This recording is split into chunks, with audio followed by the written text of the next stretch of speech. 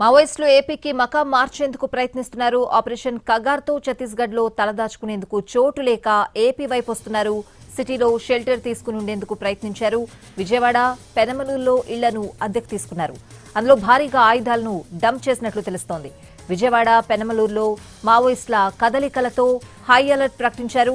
పెనమలూరులో మాత్రమే కాకుండా విజయవాడ సిటీలో కూడా పలు ప్రాంతాల్లో మావోయిస్టుల కదలికలున్నట్లు గుర్తించారు. మావోల కదలికలపై పోలీసులు మెరుపు దాడులు చేశారు. దాడుల్లో కొన్ని చోట్ల ఆయుధాలను గుర్తించి స్వాధీనం చేసుకున్నారు బెజవాడ పోలీసులు.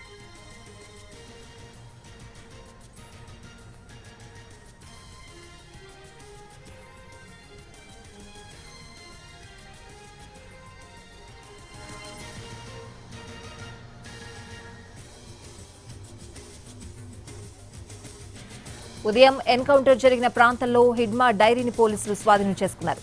అందులో ఉన్న సమాచారం ఆధారంగా విజయవాడ, పెనమలూరు ఏరియాల్లో మావోయిస్టులు ఉన్నట్టు గుర్తించి మెరుపు దాడులు చేశారు ఆక్టోపస్ పోలీసులు. మావోయిస్టులు తలదాచుకున్న బిల్డింగ్లను చుట్టుముట్టారు. పెనమలూరులో 27 మందిని అదుపులోకి తీసుకున్నారు.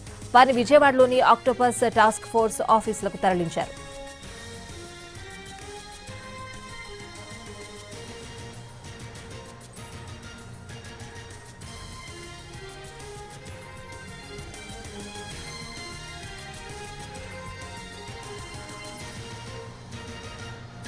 పెనమలూరులో మావోయిస్టులు అద్దెకు తీసుకున్న బిల్డింగ్ ఓనర్ పేరు అప్పలస్వామిగా గుర్తించారు. ఆయన విశాఖలో ఉంటున్నారని తెలుస్తోంది.